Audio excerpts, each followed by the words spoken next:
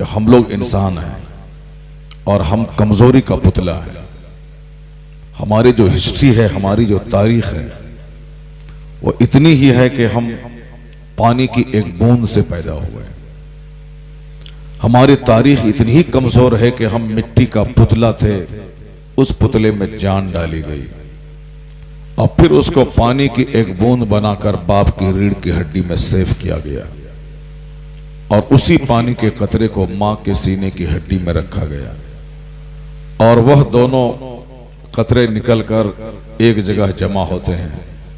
फिर उसी कतरे जलील से नाक नक्शे तैयार होते हैं और हम उस तंग कोठरी में सबसे खतरनाक चीज, नापाक चीज, माहवारी खून खा के मां के शिकम में जिंदा रहते हैं और फिर वहां से मां की शर्मगाह के जरिए से हम इस दुनिया में कदम रखते हैं। कितनी हमारी कमजोर तारीख है और ये इंसान चला है खुदा से बगावत करने, ये इंसान चला है अल्लाह रब्बुल इज्जत के दीन को खत्म करने। इतना जान लें कि आप जो कुछ मैंने आपसे कहा ये मेरी फिक्र नहीं, ये कुरान करीम कहता है फलयंजुरिल इंसान मिम्मा खुलिका मिम्मा इंदाफिक यखरुजु मिन बैनि सुल्बि वत्तराइब इन्नहु अला रजइही लकादिर। A man should consider in his creation how he is created। यानी एक आदमी को अपनी पैदाइश पे गौर करना चाहिए कि वो पैदा हुआ कैसे। दुनिया में और है ही क्या, एक इंसान ही है। इंसान के लिए सारी चीजें बनाई गई और ये इंसान कैसे बना है, कुरान करीम में दर्जनों जगहों पे इसका चर्चा है। ये इंसान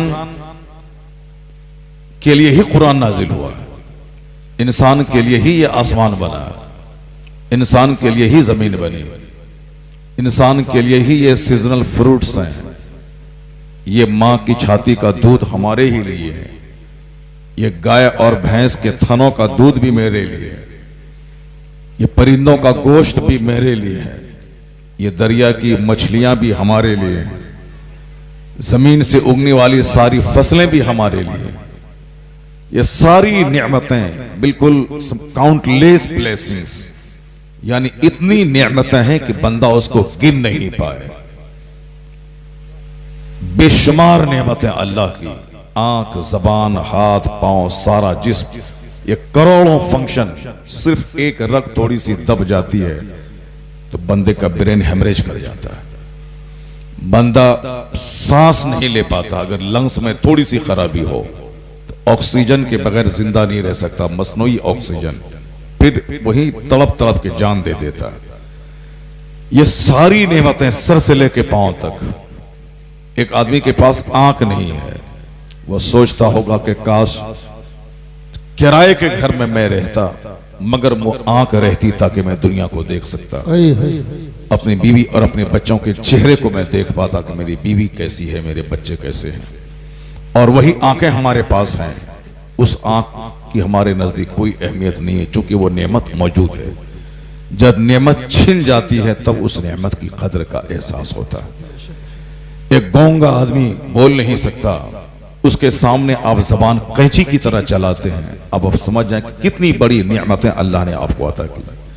वइन तउद्दु निअमतल्लाहि ला तुहसूहा, तुम अल्लाह की नेमतों को गिनना चाहोगे तो गिन नहीं पाओगे। बस एक इशारा है कि सारी नेमतें मेरे लिए, आंख, जबान, कान, दिमाग, पेट का फंक्शन, पांव का, हाथ का, ये सारी चीजें, दुनिया, सोने का घर, सोने का मकान, सब कुछ मौजूद है, मगर आदमी का ब्रेन नहीं, वो पागल है, सब बेकार है। 1000 बीघा जमीन हमारे पास मौजूद है मगर बोलने की ताकत नहीं है तो सब बेकार है। सबसे बड़ी नेमत है ये कुव्वत गोयाई, ये कुव्वत समाअत, ये कुव्वत बसारत, ये कुव्वत फहम, ये सारी चीजें सबसे बड़ी नेमत है और अल्लाह ने हमको और आपको अता फरमा दी। ये सारी नेमतें हमारे लिए, जमीन आसमान, रात का अंधेरा, दिन का उजाला, मौसम की तब्दीली, ये जमीन की जो शक्ल है, कहीं पहाड़, कहीं डेजर्ट, कहीं झरना, कहीं नदी, कहीं नाला, ये सब हमारे लिए।